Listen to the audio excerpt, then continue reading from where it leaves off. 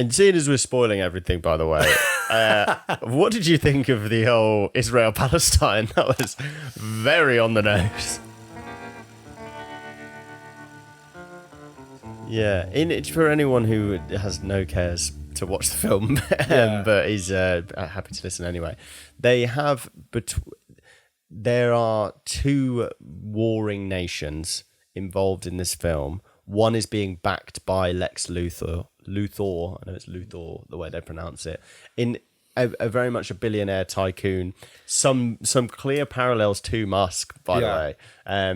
And they do reference that. They do kind of make it out that he, for instance, is flaring up different political agendas in order to basically get loads of money from these wars by arming both sides. And in the end, also, I mean, the overarching goal is he actually becomes a king of a country or something because he's an egomaniac.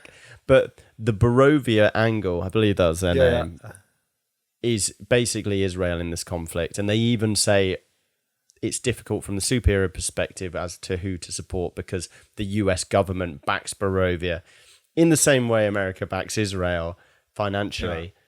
Superman decides, you know what they're doing is wrong. I'm going to put a stop to it. So part of the issue, part of the real conflict of the whole film is that he has decided to take this stand, which goes against the American government, but supposedly is, and I say supposedly, I'm not going to say supposedly, but the idea is that it is moral. Yeah. What's interesting about it is like they are not, they're not kind of tiptoeing around the links between this and the Israel-Palestine conflict. No. It is like very, very reflected allegory. Fucking blatant. Yeah, very blatant. What I will give them, though, now that you mention that, is they had again, spoilers if, we're clipping this or whatever, they had an interview with Lois and Superman, and I think they did a reasonably good job of voicing a kind of counterpoint to getting involved, where she was basically like,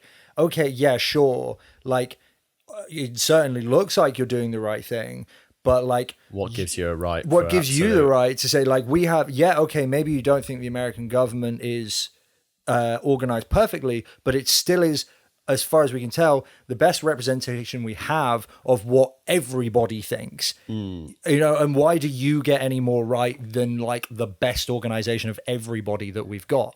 I think that was very interesting, actually, and it's a great. They did a great job of disassembling the problem of Superman, like someone with that much power, and what they basically people. I mean, whole countries are at the whim.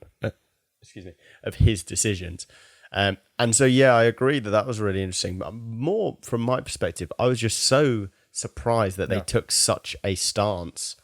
Like, even though they played devil's advocate there, but more just that was more to explain why Superman is problematic as a concept.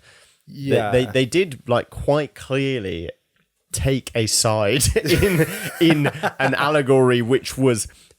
There is no hiding from the fact that it is Israel and Palestine. Yeah. And they're like, Israel's bad. And I was just like, I'm surprised a movie studio of that size has basically got the green light to do that. Yeah, it's not even subtle. It's like fucking obvious. No, for anyone you should watch it for just how unsubtle this reference is. It's crazy, isn't it? Yeah. So you're right. Yeah, I am used to that kind of thing, almost desensitized to a point, but it was such a weird combination of like blatant political position with also like an unusual amount of nuance in like the rest of the film's themes that like you don't really see in superhero movies, where they're like, should he really be allowed to make his own decisions when he's only one person? And there's all these kind of nuances about like making him less strong, and it was surprisingly nuanced for a film that then just went,